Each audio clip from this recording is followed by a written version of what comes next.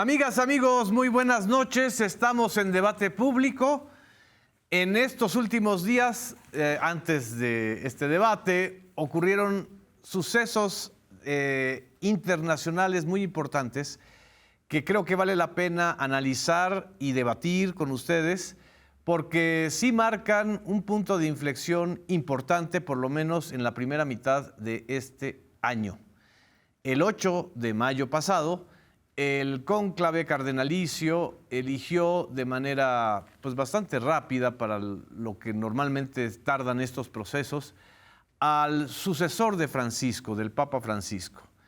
Y el sucesor del Papa Francisco, Robert Prevost, un ciudadano del mundo, diríamos, nacido en Estados Unidos, nacionalizado peruano, con orígenes tanto español como italiano e incluso creole, según algunos especialistas. Es decir, él es el resultado de las migraciones múltiples en este continente. Resultó electo y en sus primeros mensajes ya ha dado luz de por dónde vendrá esta nueva geopolítica del Vaticano. En efecto, Prevost no solamente le da una continuidad a muchos de los ejes que planteó el Papa Francisco en materia de sacar a la Iglesia a la calle, que la Iglesia no se quede solamente en los edificios, en la curia, en las intrigas vaticanas, sino que sea una Iglesia en permanente reflexión y problematización de los acontecimientos contemporáneos. Por eso, precisamente, uno de sus mensajes iniciales fue un urgente llamado a la paz en la Franja de Gaza, una condena a la violencia y a la crisis humanitaria que está llevando a la hambruna a miles de personas, incluyendo menores de edad, y por supuesto, un llamado a la paz urgente en Ucrania, que es la guerra actual en Europa. Junto con este acontecimiento, prácticamente 2 días después, o 3 días después, Donald Trump y el presidente chino Xi Jinping llegaron a un acuerdo que prácticamente modificó toda la estrategia agresiva de Donald Trump en materia arancelaria y que estaba poniendo ahora sí que a todas las economías del mundo en una situación de mucha incertidumbre. Después de esta escalada donde llegaron a más de 245% de tasas arancelarias, algo irracional por completo, Xi Jinping y Donald Trump en principio acuerdan una tregua de 90 días para que no se estén imponiendo sanciones ni aranceles a los productos de uno y otro país. Y esto evidentemente refleja una distensión enorme en todo el mundo, porque son las dos principales economías, son las dos principales potencias, una de producción y la otra de consumo, que ponían en riesgo todo este entramado del mundo contemporáneo y de los acuerdos comerciales. En fin, creo que con estos dos temas, más justo un tema nacional, ya estamos a prácticamente 15 días de las elecciones en el Poder Judicial, a las primeras elecciones para el Poder Judicial. Vamos a analizar también esto y por eso les agradezco mucho a mis compañeras y compañeros de este debate público. A Fray Julián Cruz Alta, muchísimas gracias por estar con nosotros, don Julián. Gusto. Segunda vez que además nos va a dar luz. Claudia Martínez, nuestra querida Claudia, conductora de Informativo 14 y de Ventana al Mundo. Nuestro colega Jesús Ramírez, periodista, coordinador de asesores de la presidencia. Y Azul Alzaga, nuestra coordinadora de información y conductora de Punto de Referencia. Bueno, don Julián, usted es el experto en este tema. Creo que en términos generales los signos y las reacciones han sido muy positivas en relación con la designación de este nuevo Papa y evidentemente no sé si esto implicará un mayor activismo de el Papa como autoridad de la Iglesia Católica en asuntos internacionales ¿Y qué acentos podríamos esperar de él? Independiente de mis intenciones, lo que yo deseara, mirar cómo ha sido su trayectoria del actual Papa, que esto nos da luces. Puede variar, digo, no es repetición, cada ser humano nos reinventamos en cargos, pero él ha tenido como claridad en todos sus cargos, ha seguido una línea que esperamos que continúe desde el nombre León. Ella lo hizo explícito en memoria de León XIII. León XIII, después de la primera revolución industrial, viene el asunto del trabajo, saca una encíclica que va a traer encíclicas sociales muy fuertes, la Rerum Novarum, de las cosas nuevas, y dice que él tomó este nombre porque viene una nueva revolución industrial. Y habla de la inteligencia artificial, de todo esto. Y recordemos que cosa rara en un papa es licenciado en matemáticas, es científico. Entonces, como científico, mira esta revolución industrial y él pone 3 temas que van a ser como el eje de su pontificado. La dignidad humana, porque esta revolución industrial, pues, aparte de la inteligencia artificial trae los chips, toda la tecnología dentro del cuerpo humano, entonces va a trabajar mucho la dignidad humana. Que no seamos robots. Exacto. Todo lo transhumano, todo esto que viene en ética, es un problema serio que tiene capacidad el Papa para hablar públicamente de estos temas. Los conoce, cosa rara. Así es. Segundo, el asunto de la justicia. Y ahí entra el tema de la migración. Y el tercero, el mundo del trabajo. Nos van a ser los temas ejes, ya lo dijo.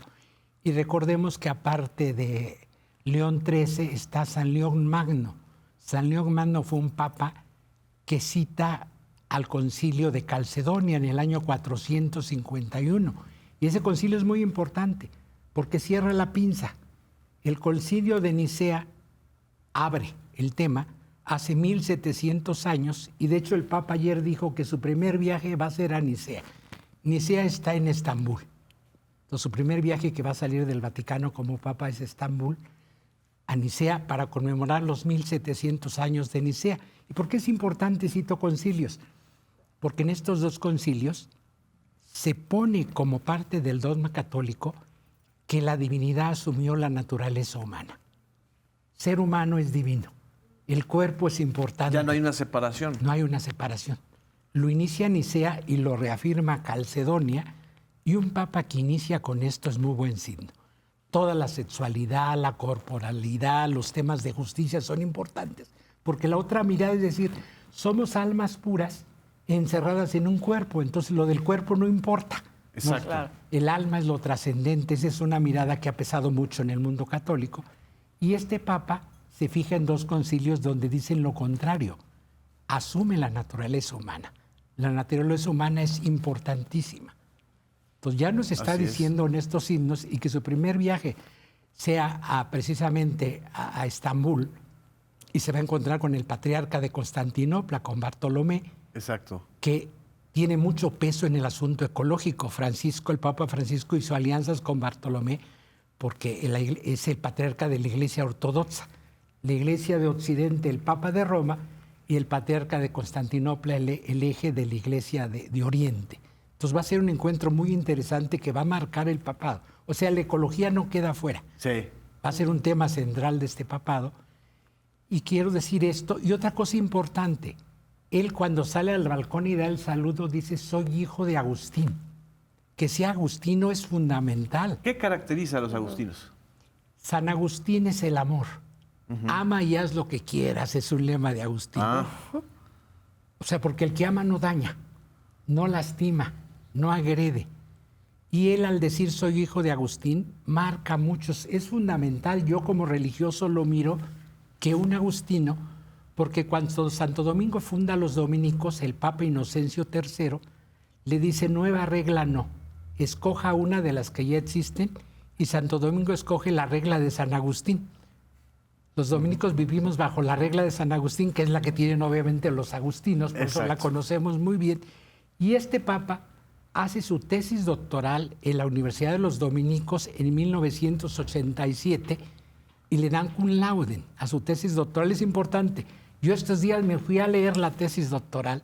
Digo, una cosa es las ideas que tú tenías en el 87, y otra tener el poder, pero te da idea de cómo entiende el poder este personaje, este papa. Y ahí su tesis doctoral es sobre la figura del prior en las comunidades agustinianas, del superior. Entonces dice, el superior no tiene que ser temido, tiene que ser amado. Ese es San Agustín decir. Y prior quiere decir el primero en la fila, no arriba, eso es prior.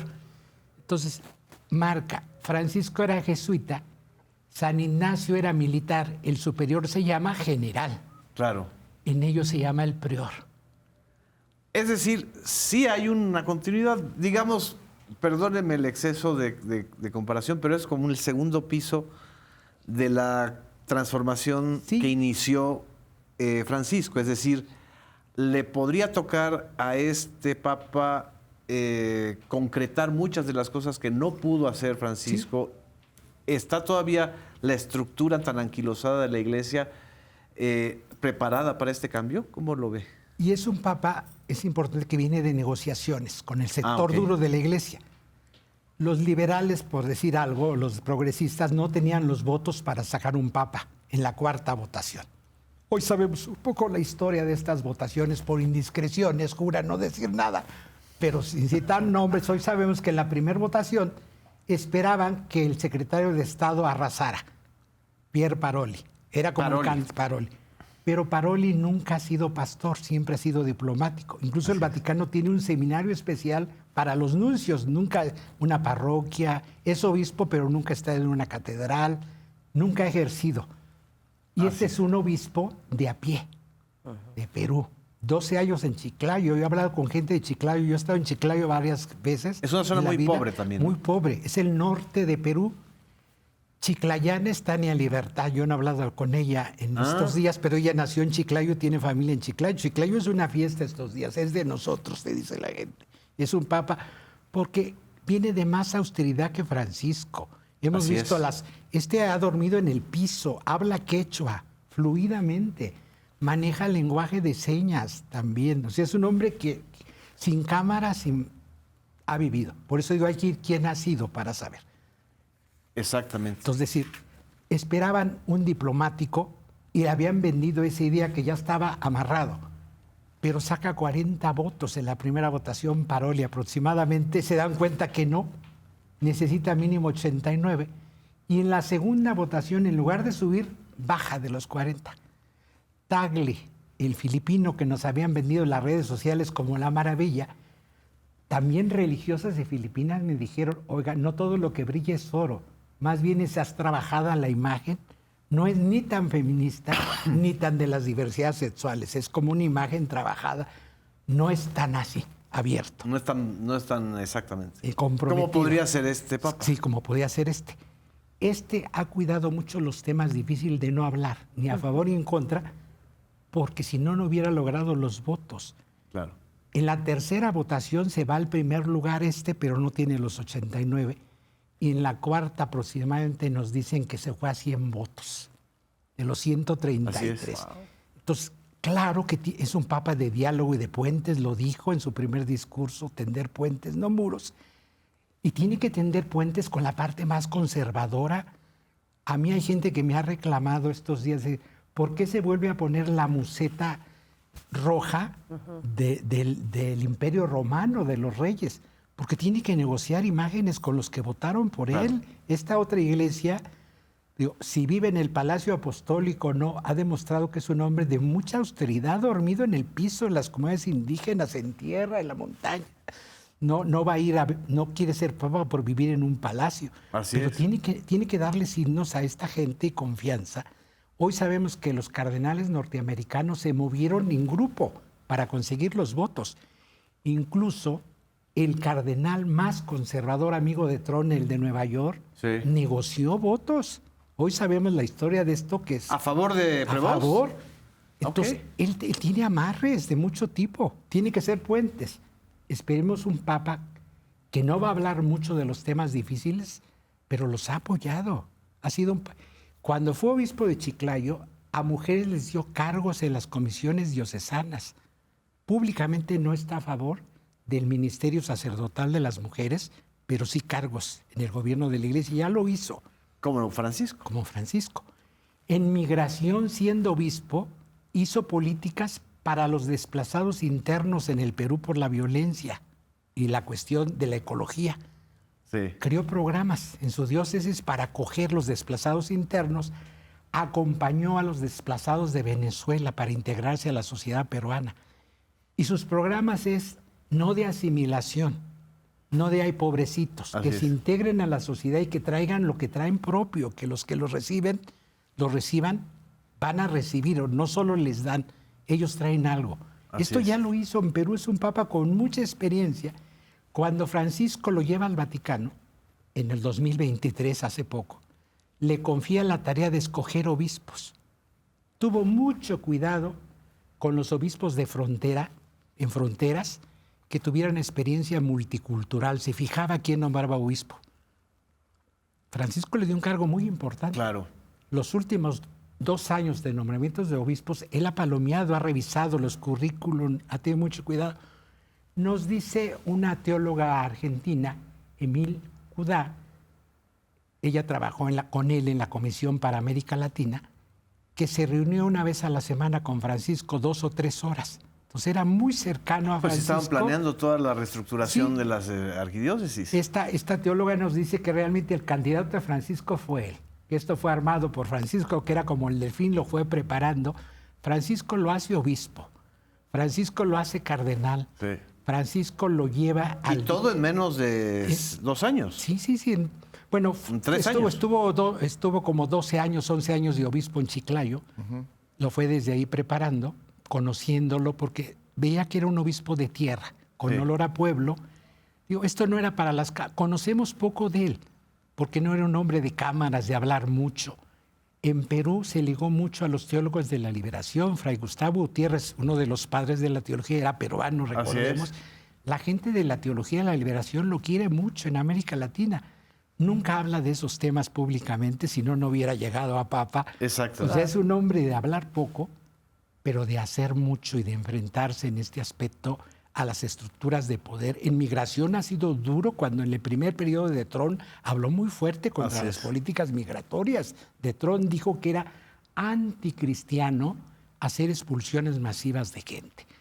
Ha sido duro en estos temas. Ahora, la derecha peruana también ya salió a relucir, Claudia, ¿no? Es decir, a ti te tocó reportear este tema que también está mucho en las redes de que él encubrió a unos 2 o un sacerdote acusado de abuso sexual y ha sido como recurrente. ¿De dónde viene toda esta historia, Claudia? Es una historia que pues básicamente viene del tema de las ultraderechas de una congregación del Sodalicio de Perú, en donde estaban pues muchísimas investigaciones sobre esta congregación, este grupo religioso internacional que está en cerca de 40 países, en donde había denuncias no solamente de tema de abuso sexual, también de temas de cuestiones como de abuso ideológico, de castigos, ¿Contra él o contra esos sacerdotes? Dentro de esta congregación, entonces estaba involucrado, que Prevost no hizo caso o hizo caso omiso de algunas denuncias de algunas monjas que estaban denunciando a sacerdotes y que él habría mandado informes, pues digamos como un poco más livianos al Vaticano, que finalmente habían sido desechados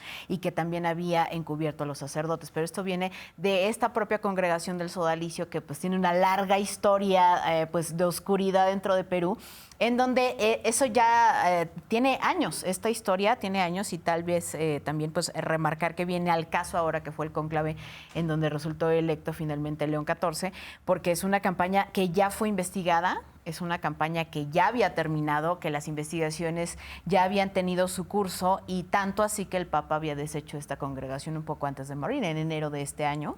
El Papa Francisco deshizo esta congregación del Sodalicio y entonces quedaron pues desagregados todos los dirigentes, y fueron ahora los que empezaron esta campaña en las redes sociales precisamente pues para decir que había habido casos de encubrimiento, etcétera, que Prevost no había hecho. Y también surgieron otros en Chicago, pero pues bueno, fueron cuestiones como mediáticas que salieron en el marco de este cónclave. Igual también salieron contra Luis Antonio Tagle en Filipinas, unas cuestiones como de abuso sexual, infantil, etcétera. O sea, como en en este marco de los medios de comunicación relativos al cónclave con estas fuerzas precisamente y estas negociaciones que también se pueden poder mezclar, ¿no? Tanto en medios de comunicación, etcétera, con este. O sea, el fuego amigo dentro de la iglesia es durísimo, ¿verdad? Sí, es fuerte. De hecho, él fue de los que dieron informes para desaparecer esta congregación. Al sodalicio. Al sodalicio. Para los que no saben, en México es similar a los legionarios de Cristo. Sí. Recordemos que Perú tenía 40% de obispos del Opus Dei. ¿40%? De los obispos eran del Opus. Cuando a él lo hacen obispo de Chiclayo, los anteriores obispos de Chiclayo habían sido del Opus. Entonces Francisco lo manda a desmantelar aquello y darle un cambio. Entonces la derecha peruana se la tiene guardada, muy fuerte. El cardenal Barreto y el cardenal de Lima Castillo, que es de reciente nombramiento por Francisco, le dieron informes al Vaticano en contra de los sodalicios, de tal manera que la congregación de los religiosos desaparece, la rama masculina y la rama femenina. Y es duro el documento, dice que nunca hubo la intención de fundar algo por el Espíritu Santo, que casi se amafiaron para crear algo para delinquir. O sea, es durísimo y por eso se cierra y ordena que vendan sus bienes para resarcir a las víctimas. Hay que tener en cuenta... Algo que ni siquiera el propio Papa Francisco pudo hacer con los legionarios. No, con ellos sí, porque había... Y este Papa actual dio información contra ellos, entonces la tienen jurada. Y entonces esparcen esta, como dice la compañera, esparcen esta noticia a ellos, porque además que ya no existen jurídicamente en la iglesia, tienen que vender sus bienes. Y es un grupo, hay que entender, ellos tienen un medio de comunicación que ha hecho mucho daño en América Latina, se llama así prensa. Esta prensa católica pertenece a ellos y estaban aliados con el anterior arzobispo de Lima, el cardenal Cipriani, que Francisco castigó por también abuso de menores. Por edad no le hicieron juicio, Cipriani está al destierro, no puede volver a Perú, vive en Madrid, y el documento del castigo dice que no puede usar las insignias cardenalicias. Y retando a Francisco en el ataúd, Cipriani se presenta frente al ataúd vestido de cardenal. No entró al cónclave por edad. Pues ahí está el desafío. Entonces, esto hay que entenderlo en este marco. Castillo, que viene de ser teólogo de la liberación, profesor de la Pontificia de Perú, en Perú es diferente. La universidad más abierta del Perú es la Pontificia. Sí. Entonces Castillo era profesor. Francisco lo hace para sustituir a Cipriani. Este teólogo de la liberación es el actual cardenal de Lima, amigo del Papa León. Entonces entendemos este ataque muy fuerte. Y otra cuestión importante que hay que tomar en cuenta para entender esto, su lema. En el escudo de Papa dice in nihilo uno unum, en latín, en el que es uno somos uno, unidad en la diversidad. Sí. Este Papa no va a ir por la uniformidad.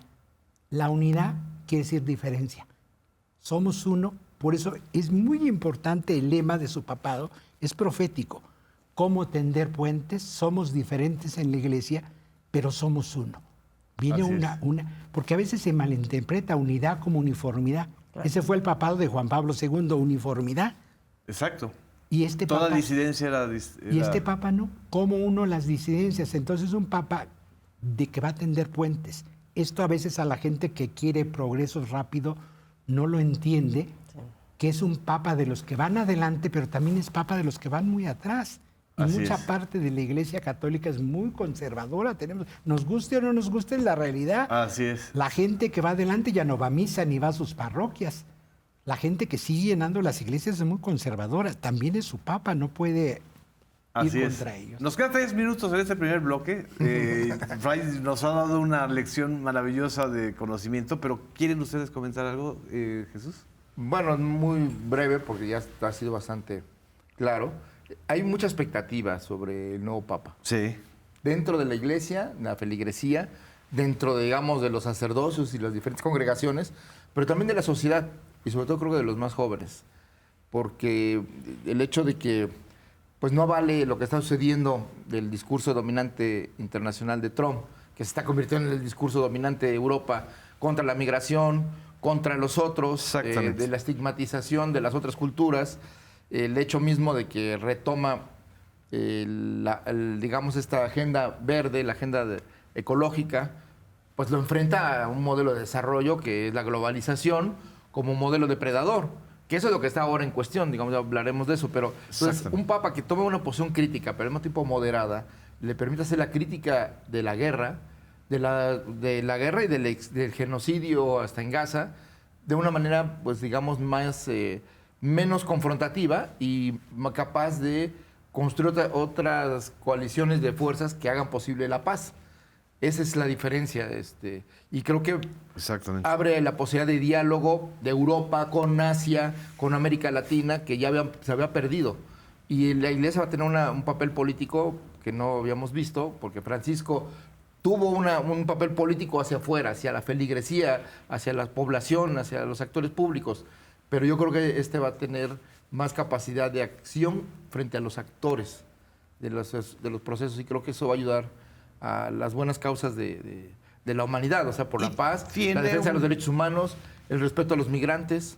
Y tiene una estructura que él mismo designó, es decir, el haber él designado a buena parte de los obispos, que son los mandos intermedios. Quizá aquí no les va a gustar mucho del hecho de su formación de Gutiérrez, el saludo o el homenaje que le hizo Francisco a Gutiérrez, que es el formador ético del nuevo Papa, que le dijo que lo reconoció, pues su haber optado por los pobres y por los que ya prácticamente están desechables, ¿no? O sea, los que ya están fuera. Los descartados. Los descartados. Entonces, esto es una toma de postura frente al mundo global a favor de los desheredados, que son la mayoría de la población. Y bueno, pues esto es una postura que ayuda a que haya un cambio de las políticas públicas, de las políticas sociales, del enfoque hacia beneficio de la gente y no solo de las grandes corporaciones empresariales, que ha sido la tónica de la globalización en los últimos 35 años. Así es. Vamos a un corte. Regresamos a Debate Público. No nos dejen.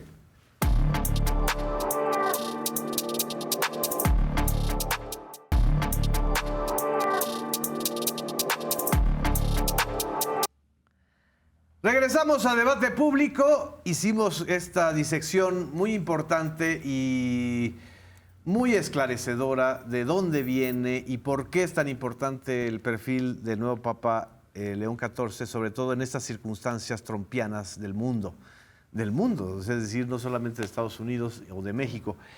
Azul, tú has observado a nivel también internacional, y también Claudia, una distensión enorme, ¿no? Enorme, por lo menos en estos días, sobre todo con China, que era como el otro. Ahora sí que la otra guerra abierta que tenía Donald Trump, tiene una guerra permanente, una guerra cultural permanente y abierta contra los migrantes, pero ahora este tema de la guerra comercial o arancelaria lo está tratando de cerrar. ¿Qué lectura haces de esto?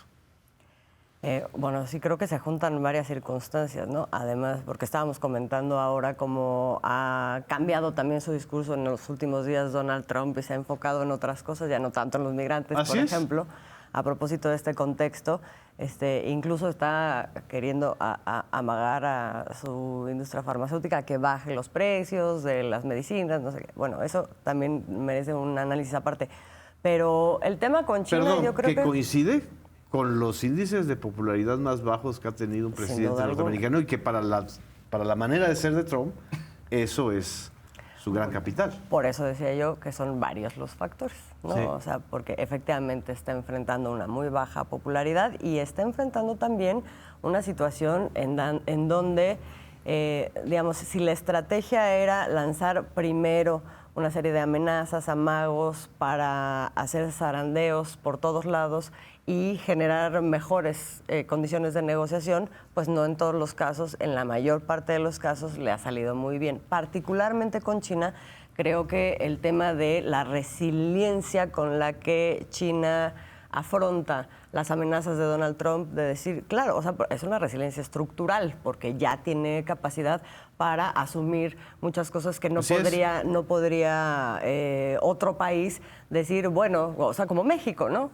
Bueno, pues yo me voy sin China, no, pues no lo podemos decir, pero China en un momento dado sí lo dice y entonces le dobla la apuesta a Donald Trump. Y entonces empiezan a salir como hongos los problemas que vienen relacionados con eso en Estados Unidos y con los propios aliados de Donald Trump. O sea, muchos megacorporativos que cuyos insumos dependen absolutamente del comercio con China, todo el tema tecnológico, pero bueno, incluso, o sea, otros servicios y otros sectores de producción, hasta los juguetes. Tan solo Apple. Bueno, los juguetes. Los juguetes, no es cosa menor. En Estados Unidos, 70% de los juguetes de Estados Unidos pues vienen importados de China o sus insumos. Entonces, de repente puso a temblar a todo el mundo y eso se convirtió en presiones adentro de Estados Unidos, evidentemente. Entonces, creo que Trump llega a esta negociación ya con China más que empoderado, pues debilitado respecto a lo que había querido en un primer momento. Entonces, bueno, esa distensión se da en este momento y creo que entonces se abren otras pues trincheras, ¿no? O pequeñas batallas, como ahora, lo comentábamos el otro día también, normalmente cuando estas cosas sucede, la primer piñata a la mano pues es en México, y aquí el tema del gusano barrenador está siendo un nuevo ejemplo de cómo, aunque sea irracional, digamos, porque a Estados Unidos le afecta, no nada más le afecta a México, este tema de contener el ganado que entra a Estados Unidos desde México por el tema del gusano barrenador, independientemente de todo lo que se ha estado haciendo en México, independientemente de los acuerdos, etcétera, pareciera no racional, pero sí tiene cierta racionalidad con respecto a lo que pasa en Estados Unidos, no nada más. Fundamentalmente hay un tema político y electoral, pero también tiene que ver con un electorado que es también conservador, que mira hacia afuera y mira a México como una amenaza, que es todo el sector rural en Estados Unidos, que es una base muy importante del electorado trumpista. Entonces, pues pareciera como que se enfocan a darles un dulce de este lado, por lo menos que sea temporal, y después se va a tener que echar para atrás, igual como ha estado sucediendo en otros lados. Creo que podríamos estar viendo quizá un momento en donde empiece a jugar sus cartas Donald Trump de una manera menos... ¿agresiva? Menos agresiva. A mí me llamó mucho la atención que en este periodo volvió a dar una entrevista larga, muy larga, a la BBC, Joe Biden. Una entrevista que además pasó como de noche, pero no para Estados Unidos. O sea, Biden en esa entrevista, bastante articulado, dice es que las medidas confiscatorias, que es la medida que toma Trump, de confiscarle el territorio a Groenlandia, confiscarle el canal de Panamá, amenazar a México con cambiarle todo el nombre del Golfo de México, en fin, todas estas cosas de desplantes agresivos de Trump no han funcionado para la economía norteamericana. Y eso lo saben los propios norteamericanos. En 100 días lo están viendo de manera muy clara. Y evidentemente esa economía no la dejó así Biden. Eso se agravó con Trump en estos 3 meses. No sé cómo lo veas. Sí, así es, justamente, pues es parte precisamente de este reflejo en contra de las políticas de Donald Trump que se han venido registrando. Es importante ver que ya pues todo el mundo y obviamente Estados Unidos registra pues signos de hartazgo. Lo estamos viendo no solo en la popularidad, en el discurso que está dando ya el expresidente Joe Biden, sino también en varias regiones del mundo. Si nos damos cuenta, ya hay una cuestión antitrumpista. Canadá, que al principio los conservadores habían resultado pues más o menos bien por la parte de que habían pues vapuleado a Justin Trudeau, finalmente lograron rescatar esta cuestión con Mark Carney. También lo vemos en Australia, donde finalmente también está Anthony Albanese. Lo estamos viendo en varios lugares. Y ¿En Alemania? En Alemania no ganaron los de la ultraderecha que estaban aliados a Trump, ¿no? Así es, y aparte también las cuestiones arancelarias, todo el mundo está registrando como una ola anti-Trump para que se dé cuenta que básicamente pues no puede estar gobernando el mundo entero y aún así va a ir a esta gira a Arabia Saudita y a varios países del Golfo Pérsico a plantarse, a decir que no es el Golfo Pérsico, sino es el Golfo de Arabia. Otra vez ahí desatando controversia, ¿no? Y en una cuestión con lo que tiene que ver con China, pues prácticamente ahí pues se topó con pared. Finalmente Donald Trump Trump, hay un discurso muy importante del presidente Xi Jinping en donde dice, nosotros hemos seguido aquí, tenemos un plan quinquenal, el Partido Comunista de China está y hace planes de 50 años de proyección y no vamos a detenernos por políticas que vienen y van como las olas del mar, ¿no? Prácticamente que son las políticas de Donald Trump que se han desdicho y desdicho en estos 100 días de gobierno. Y algo muy importante que también quisiera destacar es el discurso que está dando el día de hoy el presidente Gustavo Petro desde la CELAC, en donde está diciendo qué está pasando en el mundo cuando de un lado están hablando de cuestiones unilaterales, expansionistas, y del otro lado estamos hablando de hacer puentes, unidad, comercio y en un planteamiento en donde se pueda finalmente discutir. Y ahí como que se enlazan los temas, ¿no? Finalmente están hablando de un mundo de puentes que viene desde el Vaticano, que recordemos que también es importantísimo. Es un estado de 1.300 millones de habitantes, por así decirlo, el mundo católico, que pues es transversal, es extraterritorial, ¿no? El Vaticano con todos los puentes que pueda lanzar. Y también varias regiones que creo que es importante que están creando puentes más allá de Estados Unidos y de este discurso, están aliándose y están poniéndose en unidad otras regiones, y con una China bastante fuerte que está llamando de la unidad, con otras rutas más allá de Estados Unidos que se creía como que era el gran eje de comercio mundial dentro de todas estas cuestiones. Ahora se está replanteando la ruta de la seda por parte de China, están planteando también fibra óptica que pueda llegar con algunas comunidades dentro de Asia, varios países, etcétera. O sea, es decir, hacer un eje paralelo a todas las barbaridades que está diciendo y en la práctica intenta hacer Donald Trump. Pero a final de cuentas, no come lumbre Trump, ¿no? Jesús, es decir, es un empresario, es pragmático, quiere más poder y más dinero. Hace estrategias publicitarias o estrategias de shock para engañar al público y ir a distraer a la gente mientras avanza en lo que quiere precisamente. Y creo que pues si ya el consenso de los analistas y de los defensores de la globalización es que este mundo ya cambió. Así es. Ya logró acelerar el cambio de la globalización y darnos cuenta de que ya no hay una potencia hegemónica. A pesar de los intentos de quererse colocar en el centro, y que lo hace mediáticamente, y que nos tiene a todos hablando de Trump todos los días, y todos nos amanecemos a ver ahora qué hizo, aún a pesar de eso, es más una cuestión propagandística, mediática, que real. Entonces, lo que digamos, el balance interno es que el apoyo que tenía fuerte de más del 50% se ha ido deteriorando en más de 10 puntos. Sí. En unos cuantos meses, de enero para acá. Y por el otro lado, hacia afuera, pues el desconcierto de sus propias acciones y de su guerra arancelaria, pues ha llevado a que sus tradicionales aliados ahora estén buscando otros derroteros. Claro. Más claramente, por ejemplo, Japón o Australia. Corea del Sur. Bueno, Corea del Sur, que eran aliados estratégicos en Asia, de Estados Unidos, y ahora están acordando con China, ¿no? Entonces, creo que aquí, hablando de la circunstancia que se abre, creo que lo que bien ocupa en este momento, y pensando en el discurso de la CELAC y de otros organismos multilaterales, es que hay que repensar la globalización. Sí. Ya las formas de la globalización hegemónica que tuvimos, donde las periferias éramos el botín de las metrópolis, esa globalización que inició con Cristóbal Colón hace 500 años, sí, debe cambiar. Y ese modelo de expansión colonial, de subordinación, esclavitud de los pueblos o de extracción de los recursos naturales y dejando a la mayoría de la población a su suerte, creo que tiene que cambiar. Y creo que el Vaticano, pues hay señales de que el mundo está cambiando, entonces también tiene que cambiar la iglesia, porque si no va a quedar sola. Claro. Ya los jóvenes no se afilian a una religión.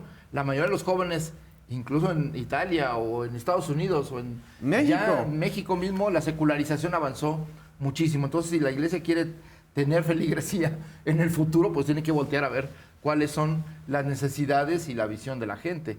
Y creo que en esta idea de retomar pues la sensibilidad actual respecto a los temas de la diversidad, de la ecología, de la justicia y los derechos humanos, son temas elementales que lo acercan.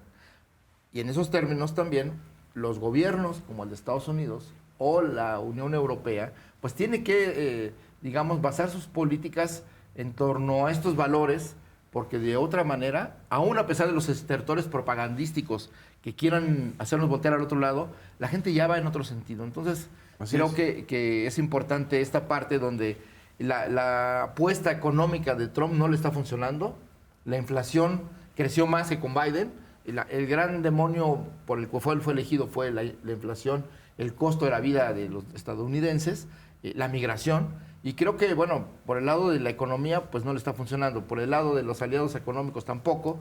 Y la migración está funcionando, pero por otras razones distintas. Claro. Porque a pesar de toda su amenaza de expulsión masiva y la persecución real que sí está viendo en muchos lugares, aún no le ha dado para hacerlo masivo. O sea, hay obstáculos legales, hay una oposición, una resistencia de la población, de sectores de la población que le hacen más difícil el trabajo al ICE o al Homeland Security o a esta idea de que puede expulsar a cualquiera. Pienso que el costo social, político y económico de eso es más alto de lo que parece. Así es. Y hay una resistencia ética de la iglesia, es decir, que no se esperaba Donald Trump. Es decir, creo que nadie nos la esperábamos. O sea, que de repente te sorprendiera el Vaticano con una jugada geopolítica magistral, porque le plantan al hombre de los medios, al hombre de showman, al hombre que domina la agenda mediática, a un personaje mucho más sencillo, que con ese megáfono enorme que es el Vaticano, porque al final de cuentas eso es lo que es el Vaticano, una capacidad de poner en la agenda temas, la está usando, ¿no? Y la primera prueba será si va a defender los santuarios o no. Exacto. Porque ese es un acto cristiano. Ah, ese es interesante. Sí. Frente a la sociedad, frente a un acto injusto. Y recordemos que hay una tradición estadounidense, tanto católica como protestante, respecto al oponerse al autoritarismo, oponerse a la injusticia, incluso pues a las invasiones a otros países. Pero bueno, creo que esa tradición, justo en los sectores religiosos, tiene una memoria muy grande y que, bueno, se va a poner a prueba con el Papa. ¿Qué hará si quieren entrar la policía a los santuarios y los obispos o los padres o curas van a defender a los migrantes que están ahí? Así es. ¿Qué pasará? Eso sería una buena cosa.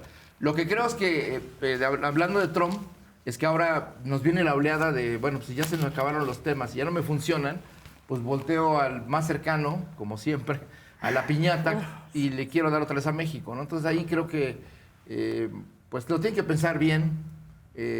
Somos aliados económicos, así es. Somos vecinos, no conviene que nos peleemos, a ninguno de los dos nos conviene, hay agravios históricos, no conviene revivir heridas en estas condiciones y menos en el contexto en el que estamos. Pero creo que el hecho, y ya lo estamos viendo en la prensa estadounidense, de venir a descalificar el proceso electoral de lo judicial, creo que esa es parte de la nueva estrategia. Exactamente. Ya vemos al Washington Post ahí haciendo un artículo diciendo que ponen en entredicho la propia elección, que hay algunos jueces vinculados o que han sido defensores de delincuentes o de narcotraficantes, particularmente una abogada del Chapo, que es candidata a juez en Ciudad Juárez. Y entonces, pues creo que la frase final con la que termina ese artículo me parece muy reveladora de la amenaza que hay sobre México. Y es el hecho que señala, citando a un especialista, entre comillas, el hecho de que el narcotráfico, el crimen organizado puede influir en México en muchas esferas porque está en toda la sociedad. Y eso creo que no solo es una mentira, no es una falsedad, sino que abre la posibilidad de discutir del Estado fallido en México, que ya está discutiéndose en algunos círculos, señalando a sectores políticos vinculados al narcotráfico, pero esa es una estrategia política para presionar a México y pues sacarles mayores ventajas. A ver, Jesús, pero y los que queramos participar, o sea, que no nos hagamos, los que están vinculados con el crimen organizado son los actuales jueces. Claro. Es decir, ¿por qué están haciendo una campaña demagógica de 12 o 13 candidatas y candidatos, ni siquiera jueces? Cuando el peligro real está ahorita. Tenemos 60 jueces que en los últimos 60 jueces que en los últimos 4 o 5 meses han liberado 166 generadores de violencia, la mayoría jefes o subjefes de diferentes cárteles. Nadie ha pedido, digamos, algún tipo de explicación a los jueces, porque al las Consejo de la consecuencias, Judicatura. el aumento de la violencia, una vez liberados esos generadores de violencia, pues generan nuevas víctimas. Ni las disculpas, ni siquiera alguien los llama a cuentas a la justicia. Entonces, estas 193 resoluciones a favor del crimen organizado, del Poder Judicial actual, donde ni el Consejo de la Judicatura, ni la Suprema Corte han dicho nada, pero tampoco los organismos de derechos humanos, y tampoco las Naciones Unidas, ni tampoco el Consejo Europeo. Estamos hablando de que el último bastión del neoliberalismo, que ha sido la captación de los jueces y del sistema judicial para favorecer los negocios a costa de los derechos de las personas y de los pueblos, pero también de la naturaleza, eso es lo que está detrás de esta reforma al Poder Judicial. O sea, poner el servicio a favor de la gente. Eso es lo que no dicen, de que durante 40 años estos jueces que en esta reforma judicial que impulsó Zedillo fue justo para favorecer esta política de despojo y de precarización de la vida social y económica. Porque es el último reducto de ese régimen, pero en realidad es la misma fórmula, ¿no?, que han venido repitiendo, es decir, hablar de las cosas como si viniera adelante una amenaza. Hay una amenaza contra la democracia cuando venimos de un proceso que ha sido muy difícil para consolidar nuestra democracia. Hay una amenaza contra la justicia cuando lo que estamos viendo es una justicia actualmente corrompida y de mucho tiempo atrás. En términos de la seguridad, lo mismo, ¿no? Ahora estamos peor que nunca y entonces, bueno, si tantito volteamos para atrás, resulta que era un horror. Esa es la fórmula. Vamos a hablar de las cosas como si hoy no existiera, como si hoy todo estuviera bien, y lo que viene en realidad es lo que nos puede poner en las peores condiciones, ¿no?, en términos de país. Como si todas las reformas fueran para reforzar el autoritarismo y no para desmantelar el autoritarismo neoliberal que le estamos heredando. Hablan de ética cuando precisamente ética es dar razones. Así es. No hay razones de cómo está la situación. Es falta de ética, un régimen que no ha tenido ética, un poder judicial sin ética. Y hoy nos quieren asustar con el petate del muerto, que es una falta de ética, esta reforma que viene, esta votación que viene, que es un asunto de falta de ética. No, falta de ética es lo que hemos vivido. Claro. Ética es dar razones. Yo soy profesor de ética, es dar razones. No hay razones para que hemos vivido esta corrupción del Poder Judicial. No hay razones. Hay razones para hacer esta reforma. Es lo ético. Pero nos lo quieren vender como falta de ética lo que viene, y no le llaman falta de ética lo que hemos vivido, que es una corrupción. Bueno, y ahí está el tremenda. personaje, lo que mencionó Jesús, Ernesto Zedillo, es decir, ¿qué personaje político puede tener más falta de ética para hablar de autoritarismo y de democracia en el Poder Judicial que él?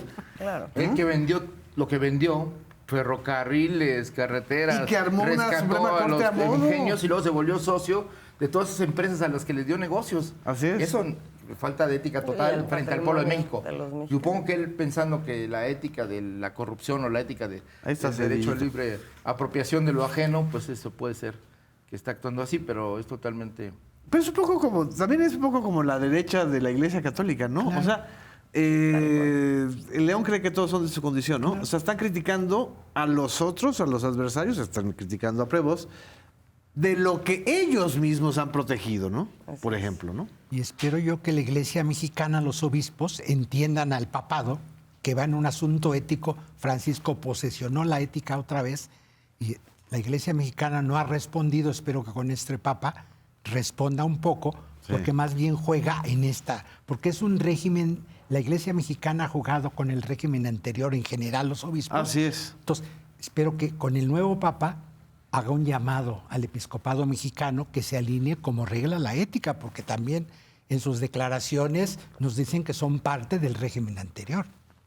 Pareciera que hay como una especie de olvido, ¿no? Dentro de los sectores también de la iglesia tradicional, de los sectores de Perú, una cuestión transversal, una cuestión de olvido también en las bases más ultraconservadoras de aquí de nuestro país, en muchos temas en donde pareciera que pues solamente lo que se ataña es al otro, a la otredad, a la novedad, a lo que pudiera parecer moderno y peligroso. Muchísimas gracias por acompañarnos en este debate público. Nos vemos en la próxima emisión.